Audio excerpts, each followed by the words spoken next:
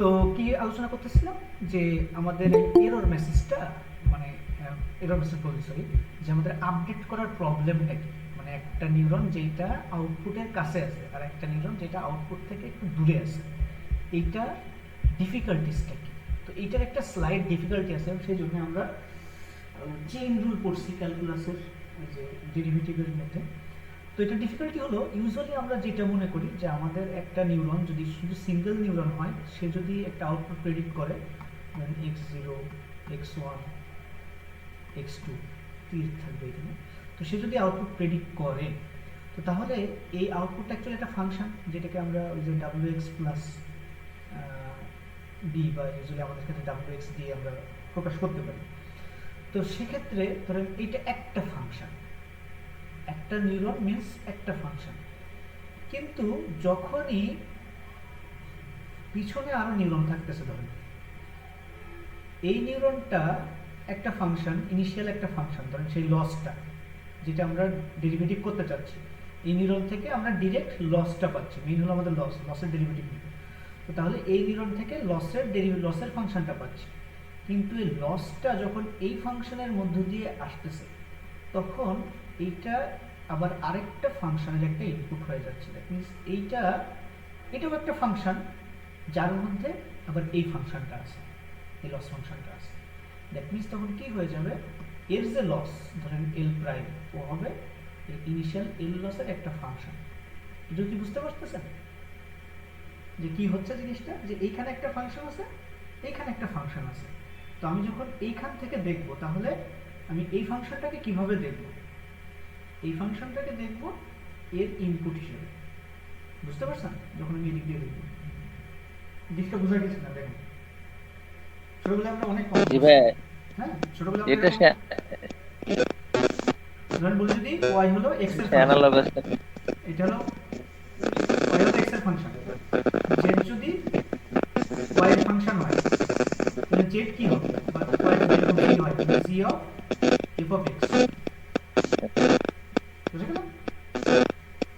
তো তাহলে তখন আমাদের কি হবে, তখন এই যে ডেরিভেটিভটা এল প্রাইমের যে ডেরিভেটিভ, মানে একে আপডেট করার জন্য যে লস, একে আপডেট করার জন্য যে লস, সেই লসটা একটা চেইন রুল দিয়ে আমাদেরকে আপডেট মানে ক্যালকুলেট করতে হবে। এতটুকুই পার্থক্য, এতটুকুই পার্থক্য। ধরেন আমাদের যদি এরকম চেইন করা থাকে, ধরেন আমরা বললাম যে এইখানে লস, এইখানে লস, এইখানে লস, প্রত্যেকটা অ্যাসোসিয়েটেড লস লাগবে, তাই না? নাইলে তো আমি আপডেট করতে পারবো না। তো ধরেন এল লসটা হলো, এল লস দেখা গেল যে এল লস এল প্রাইম, এল লস এল ডাবল প্রাইম। ওকে, এখন তাহলে যখন আমি ধরেন এইটাকে এই ডাব্লুটাকে চেঞ্জ করতে চাচ্ছি, এই ডাব্লু ইকুয়ালস ডাব্লু, ধরেন এইটাকে বললাম যে ডাব্লু, এটাকে বললাম ডাব্লু প্রাইম, এটাকে বলছি ডাব্লু ডাবল প্রাইম। তো ডাব্লু ডাবল প্রাইমটা যখন আপডেট করতে চাচ্ছি তখন এখানে একটা আলফা, এইটা। ওকে, কিন্তু সমস্যাটা হচ্ছে যে এইটা আবার এর আর এর ফাংশন। দ্যাট মিনস এটা ফাংশন হলো এর আর এটা ফাংশন হলো এর। দ্যাট মিনস এগুলোকে বলা হয় এমবেডেড ফাংশন। হ্যাঁ, তো দ্যাট মিনস আমি এইটাকে চেঞ্জ মানে এইটার সাথে এর সম্পর্কটা আমাকে বের করতে হবে। তো এইটাকে চেঞ্জ করলে এইটা একটু চেঞ্জ হয়, তার ফলে এইটা একটু চেঞ্জ হয়, তার ফলে এইটা একটু চেঞ্জ হয়। তাহলে যখন আমি ডেরিভেটিভ করব, আগে এর রেসপেক্টে এর চেঞ্জ বের করব, এর রেসপেক্টে এর চেঞ্জ বের করব, তারপরে আমি এর রেসপেক্টে এর চেঞ্জ পাবো। এইটাই হলো চেইন রুল। যদি আমার এরকম থাকে যে ইউভি দুইটা, সরি ইউভি না, বললাম যে এফ জি অফ এক্স, এরকম একটা ফাংশন থাকে, তাকে যদি আমার ডেরিভেটিভ বের করতে হয় এক্স এর রেসপেক্টে, বললাম যে এটাকে এক্স এর রেসপেক্টে যদি বের করতে হয় তাহলে আমাকে মেইন ফার্স্ট দেখতে হবে যে আপনার ডি অফ মানে জি এর রেসপেক্টে এটার এক্স কত, আর এফ এর রেসপেক্টে এর এক্স কত, মানে ডিজি কত। আচ্ছা এটা ভুল হয়ে গেল আমার লেখা, অন্যভাবে লেখা যায় যে প্রথমে দেখতে হবে যে জি এর সাথে জি এর রেসপেক্টে জি কে চেঞ্জ করলে এফ কেমন চেঞ্জ হয়, পরে দেখতে হবে যে এক্স কে চেঞ্জ করলে মানে আপনার হলো জি এর কি চেঞ্জ হবে। আমি এক্স কে চেঞ্জ করলে ডিরেক্টলি জি কে এফেক্ট করতে পারবো, আর জি কে চেঞ্জ করলে এফ কে এফেক্ট করতে পারবো। কিন্তু আমি যদি এদিক থেকে দেখি যে তাহলে ডাব্লু চেঞ্জ হইলে এল এল এই ডাব্লু টু প্রাইম চেঞ্জ হইলে এল ডাবল প্রাইম চেঞ্জ হয়, আর হলো তারপরে হলো ডাব্লু প্রাইম চেঞ্জ হইলে এল প্রাইম চেঞ্জ হয়, ডাব্লু চেঞ্জ হইলে এল চেঞ্জ হয়, এবং উল্টাভাবে অ্যাসোসিয়েটেড। হ্যাঁ, এটা বুঝতে পারছেন কিনা দেখেন। দ্যাট মিনস আমাদের চেইন রুল অফ ক্যালকুলাস লাগে এখানে, ব্যাক প্রপাগেশন। এটা কি ক্লিয়ার? এই জন্য এটা জটিল, আর কিছু না। বোঝা গেল জিনিসটা?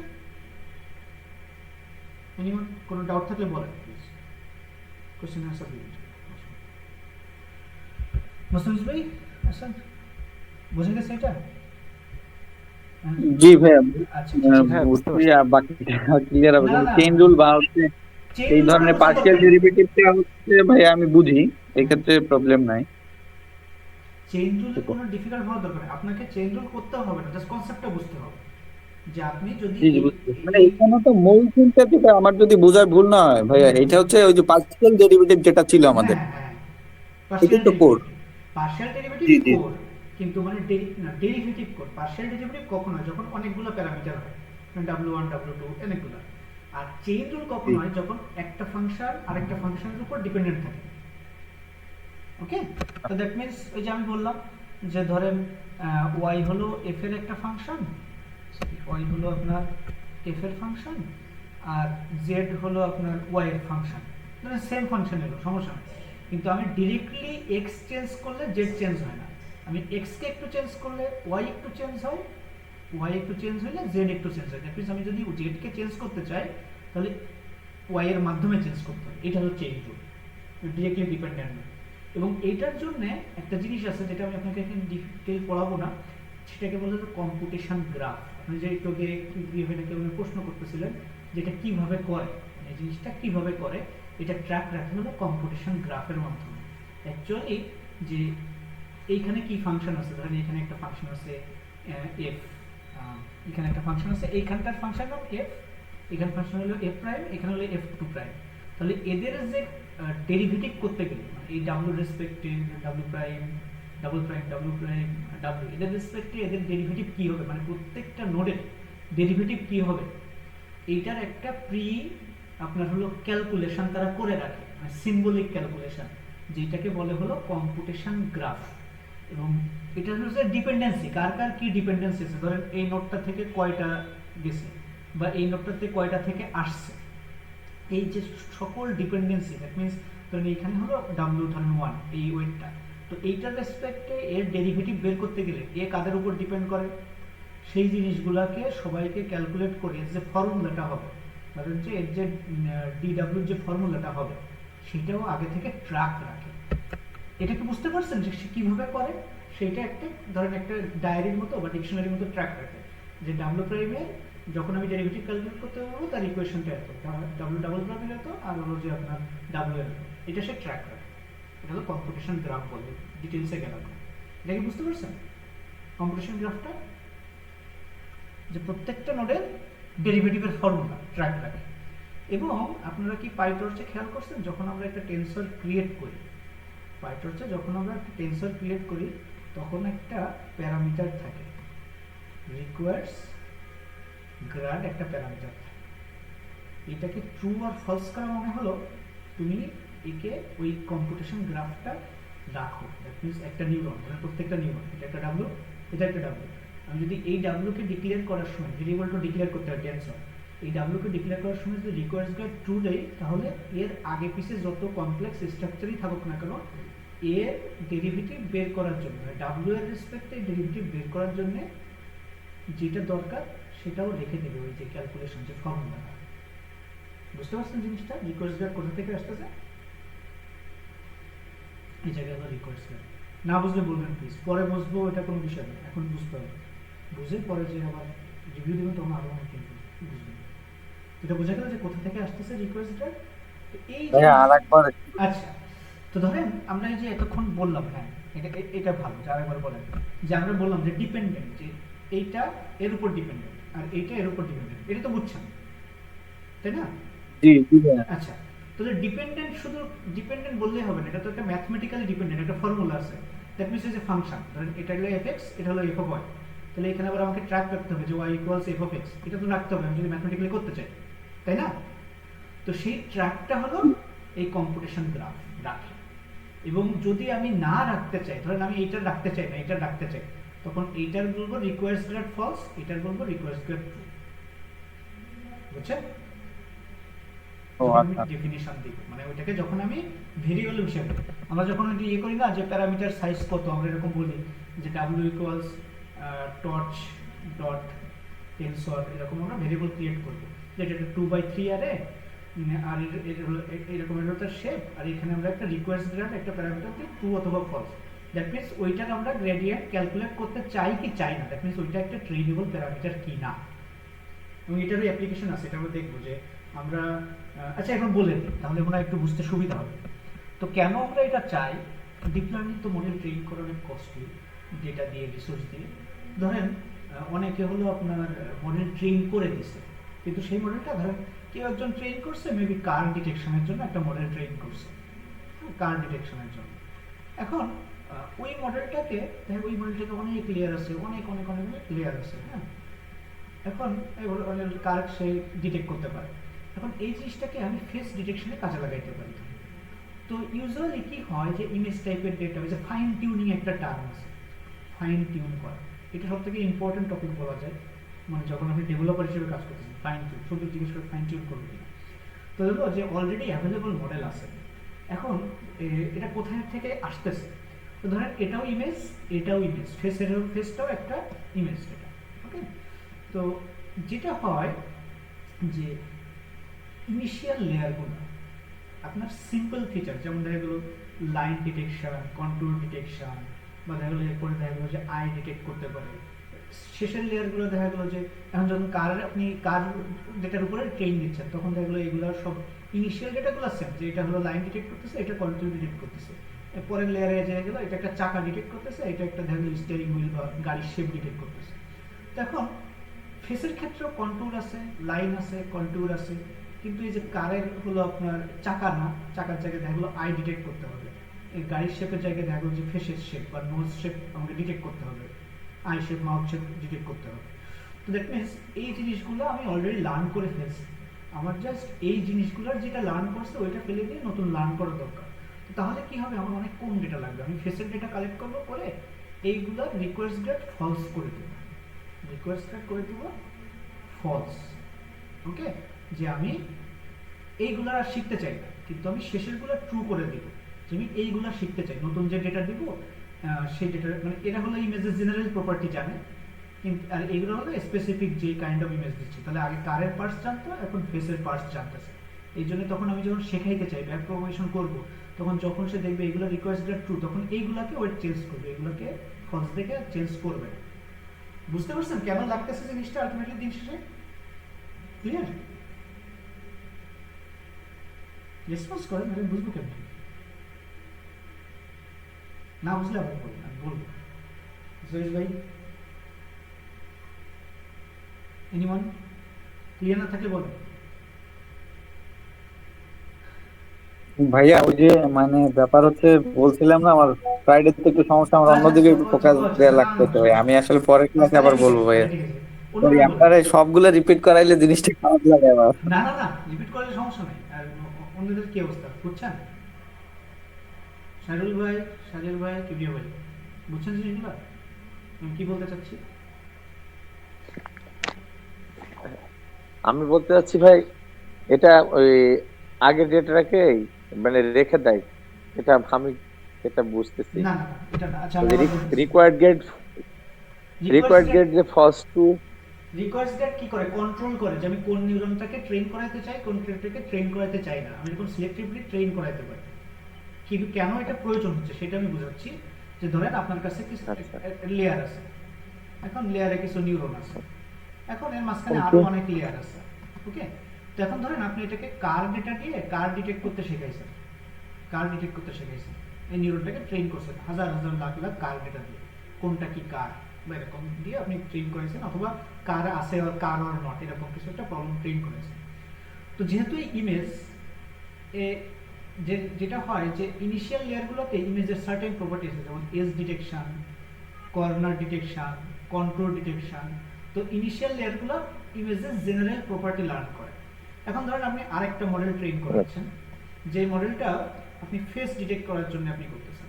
তো এখন যখন আপনি ফেস ডেটা দিবেন, ফেস ডেটা যখন দিবেন, কি সুন্দর ফেস, যাই হোক, ফেস ডেটা যখন দিবেন, চুল তার কবেকার কাজ চুলটা কি জানি উইক পড়ছে, যাই হোক। তো তারপরে হলো যে যখন আপনি ফেস ডেটা দিবেন তখন এইখানেও সে অ্যাকচুয়ালি লার্ন করে, সে একটা লাইন রান করে, অত এক লেয়ারে সে কর্নার ডিটেক্ট করতেছে, যেগুলো আই কর্নার, কোন লেয়ারে সে কন্ট্রোল ডিটেক্ট করতেছে। ডিফারেন্সটা কখন হচ্ছে যে এই ফিচারগুলো অ্যাড হইতে হইতে লাস্টের লেয়ারে যে সে হয়তো গাড়ির পার্টস, চাকা বা দেখা গেলো যে একটা গাড়ির আয়না ডিটেক্ট করা শিখতেছে, এখানে দেখা গেলো সে নাক বা কান ডিটেক্ট করা শিখতেছে। ওকে, তো দ্যাট মিনস ডিফারেন্সটা হচ্ছে কি তোমার সেম টাইপ অফ ডেটার জন্য ডিফারেন্সটা হচ্ছে কিন্তু এই জায়গায় লাস্টের লেয়ারগুলোতে। ইনিশিয়াল লেয়ারগুলো কিন্তু যা শেখার তা শিখে নিছে। আমি যদি এইটাকে স্ক্র্যাচ থেকে ট্রেন করাই, ধরেন সেম মডেল, সেম আর্কিটেকচার, এইটাও স্ক্র্যাচ থেকে করালাম, এটাও স্ক্র্যাচ থেকে করালাম, মোস্ট প্রবাবলি এই কয়েকটা প্রথম কটা initial layer same kind of জিনিস ফিচার ডিটেক্ট করতে শিখবে। হ্যাঁ, ফাইনাল লেয়ারগুলো ডিফারেন্সিয়েট করবে যে এটা কার না এটা ফেস। তো তাহলে আমি কি করতে পারি, কেউ একজন হয়তো কার ডিটেক্ট করা ডেটা বানাই, আর্কিটেকচার বানাইছে, আমি ওইটা নিলাম, নিয়ে করলাম কি ইনিশিয়ালগুলো ট্রেন করবো না। তো যেহেতু ইনিশিয়াল ফিচার সে শিখেই দিছে, কমপ্লেক্স ফিচার মানে ফেসের ফিচার যেগুলো ডিফারেন্ট ওইগুলো আমি তাকে লার্ন করাইতে চাই। দ্যাট মিনস আমি এইগুলাকে ট্রেন করে শিখাইতে চাই, এটাতে শিখাইতে চাই না। শিখাইতে চাই না মানে কি, আমি ডাব্লুকে চেঞ্জ করতে চাই না। ডাব্লু চেঞ্জ করা মানে তো শেখানো। ডাব্লু চেঞ্জ করতে না চাইলে কি হবে, আমাকে একে রিকোয়েস্ট গ্রাড ফলস দিতে হবে, আর এখানে বলতে হবে রিকোয়েস্ট গ্রাড ট্রু। এই জায়গা থেকে অ্যাকচুয়ালি ওর নিডটা ডিরাইভ হয়, যে আপনি ফাইন কন্ট্রোল করতে পারতেছেন যে কোন নিউরনটা এক্স্যাক্টলি আমি শেখাই চেঞ্জ করতে চাই, কোন নিউরনটা চেঞ্জ করতে চাই না। বুঝতে পারতেছেন? এটা বুঝলেন? জি ভাইয়া। আপনারা একবার এবার দুবার যদি না বোঝেন তাও হেজিটেট করবেন, আমাকে বলবেন, যতবার লাগে বোঝাবো, কারণ এগুলো বোঝা দরকার, আমি বসছি ওই জন্য। যাই হোক, তো তাহলে গেল আমাদের। ভাইয়া, হ্যাঁ বলেন। হ্যাঁ, কোশ্চেন একটা ছিল, সেটা হচ্ছে এই বিষয়টা কি ট্রান্সফার লার্নিং এ তাহলে ইউজ করা হয়? ট্রান্সফার লার্নিং, এটা হলো ট্রান্সফার লার্নিং। আর মানে রিকোয়েস্ট গেটটা আমাদেরকে কন্ট্রোলটা দেয়, যেটাকে স্পেসিফিক একটা কেস হলো, এটা আর অনেক কেস আছে, আপনি ইচ্ছা করলে আপনার মতো করে করতে পারেন। হ্যাঁ, জাস্ট প্রত্যেকটা প্যারামিটারের কন্ট্রোলটা আমাদেরকে দেয়। ওকে, আর কেন কন্ট্রোলটা পাই ওইটার রিজন হলো কম্পিউটেশন গ্রাফ, যে প্রত্যেকটা নোডের ডেরিভেটিভের সে একটা দেখা গেল যে ইয়ে করে রাখে, যেমন একটা চার্ট রাখে, দেখা গেলো যে আমার কয়েকটা প্যারামিটার আছে, দেখা গেলো W0, W1, W2, এই প্যারামিটারগুলো আছে, এদের সবার ফর্মুলা, ডেরিভেটিভের ফর্মুলা সে এখানে ইয়ে করে রাখে, সে একটা টেবিলের মতো সে রেখে দেয়, মানে লসের রেসপেক্টে ডেরিভেটিভ করতে গেলে কি করা লাগে, বুঝছেন? এটা রেখে দেয়, এটা হলো কম্পিউটেশন গ্রাফ। জি ভাই। তো এই জিনিসগুলো বুঝে ভালো লাগতেছে না, যে অ্যাকচুয়ালি আমি ইনসাইডে কি হয়, কেন এইগুলা, যখন ইউটিউবে টিউটোরিয়ালগুলো দেখি তখন আসলে আমার প্রথম ইয়ে লাগতো যে এখানে রিকোয়েস্ট গার্ড দিচ্ছে, কেন এবার দিচ্ছে, হ্যাঁ কি হচ্ছে ইন্টারনালি। তো ওই জন্যে হলো যে আপনার এই ফিল্ডে ভালো করতে গেলে ঢুকে জানতে হবে, নাহলে ট্রেন সবাই করতে পারে, কিন্তু আপনাকে যখন বলবে, যেমন আচ্ছা গতকালে একটা ট্রেনিংয়ে নিয়ে ট্রেনিং করছি, মিটিংয়ে নিয়ে আমাকে টিম লিড, আমি আসছি মোটে 1 মাস, তা আমাকে একটা হিউজ প্রজেক্টে কি বলতেছে এখানে কি মডিফাই করা যায়। এখন কথা হলো আমি এই ডোমেইনটাই জানি না, এখন আমি জানি কি আমার কাছে এই বেসিকগুলো আছে, আমি তখন বললাম হ্যাঁ এইটা যেহেতু এই, তো এরকম করা যায়। তো তাহলে এই জেনারেল আন্ডারস্ট্যান্ডিং এর ফাউন্ডেশনটা খুব দরকার আছে, এবং সে দেখলাম এটা অ্যাপ্রিসিয়েট করবো, তো আমি নিজে থেকে দিয়েও বুঝতেছি যে আসলে এগুলোর দরকার আছে। ওকে, ঠিক আছে, তাহলে এইটা হলো আজকের মাল মশলা। আর কালকে আমরা রিগ্রেশনের জন্য এই মডেলটা ইমপ্লিমেন্ট করবো, একটা রিগ্রেশন মডেল ইমপ্লিমেন্ট করবো। আর নেক্সট ক্লাসে আমরা এনট্রপির কনসেপ্ট আর ওই ক্রস এনট্রপি লস ফাংশনটা বুঝবো, তারপরের ক্লাসে আমরা ক্লাসিফিকেশন ইমপ্লিমেন্ট করবো।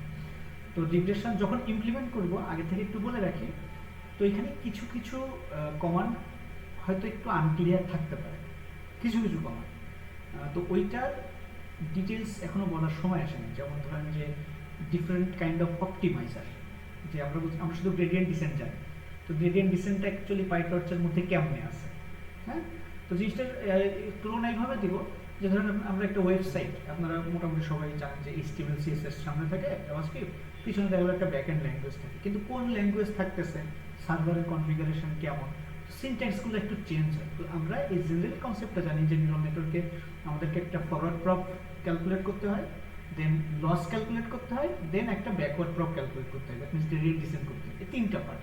তো এই তিনটা পার্ট কিভাবে ইমপ্লিমেন্ট করা হয় এটা আমরা আস্তে আস্তে দেখবো, এবং তার অনেক নুয়ান্স আছে এর মধ্যে, ছোট ছোট একটু বোঝার জিনিস আছে সিনট্যাকটিক্যালিও, তো ওইটা আমরা আস্তে আস্তে আনফোল্ড করব। তো এক্সপেক্ট করেন না যে কালকেই আপনি সব বুঝে যাবেন, যে আমরা অনেক থিওরি করছি কালকে আমি সব ক্লিয়ার হয়ে যাবে, এরকম না। ইউজুয়ালি যেটা হবে, আপনারা যতদিনে কনভলিউশন আমরা হিট করব, যেটা আমাদের মিড টার্মের কথা, ততদিনে আপনার মোটামুটি পার্ট আছে আপনি কমফোর্টেবল হবে, তারপরে আপনি এক্সপেরিমেন্ট করতে পারবেন। ঠিক আছে, তো কোনো কোয়েশ্চেন থাকলে বলেন প্লিজ, আজকের পর অন্য কিছু নেই। Any question? আজকে 4 জন, ঠিক আছে, no problem. Any question please বলেন। কোয়েশ্চেন আছে? হ্যাঁ, মানে কিছু বলেন, রেসপন্স করুন, সমস্যা নেই। রেসপন্স করতে হবে, কমিউনিকেট করতে হবে। কোশ্চেন আসলে থাকে, কিন্তু ব্যাপারটা হচ্ছে শুক্রবার। যখন মানে কোশ্চেন রেডি করব, হ্যাঁ, তখন আবার দেখা যায় মানে অন্য একটা ঝামেলার কারণে যখন আপনার ভিডিও গুলো দেখি তখন অনেক কোশ্চেন গুলোই অ্যারাইজ হয়। নোট করেন। তো আবার হচ্ছে যখন এক সপ্তাহ পরে ক্লাস যখন চলে আসে তখন আবার মানে এমন ভাবে মানে জয়েন করি যে ওই কোশ্চেন গুলো আর করা হয় না। আচ্ছা, সাথে একটা নোট রাখবেন। দেখেন, আপনি এখানে 6 মাস 1 বছর যেটাই করেন, এই ডিপ লার্নিং কোর্স কতদিন যাবে আমি জানি না, মানে সমস্ত যাবে ইনশাল্লাহ, তারপরেও যাইতে পারে আমার যেটা, কারণ আমি যেটা ইন্ডিওট করছি ওটা আমি শেষ করবো ইনশাল্লাহ। আল্লাহ তৌফিক দিলে আপনারা একটা নোট সাথে রাখবেন, শিখতেছেন শিখে নেন, এরকম অপরচুনিটি পাবেন বলে মনে হয় না, এক্সপেক্ট করা ডিফিকাল্ট। যাই হোক, তো নোট, একটা নোটবুক মতো রাখেন, যে প্রশ্নগুলো আসে, অথবা এখন তো আরও সহজ, যে একটা অডিও রেকর্ড প্লেয়ারকে আমি ভিডিও করে সাথে সাথে রেখে দিলেন একটা নোটের মতো, যে আমার এই কোয়েশ্চেনটা আছে, জাস্ট স্পিকিং করে রেখে দিলেন রেকর্ড করে। তো একটু কষ্ট করতে হবে, এগুলো জাস্ট জানলে দেখবেন যে, কারণ ভাই আপনাকে স্যালারি দিলে দেখা গেল যে, দেখি আমি এখন এই রেকর্ডটা অফ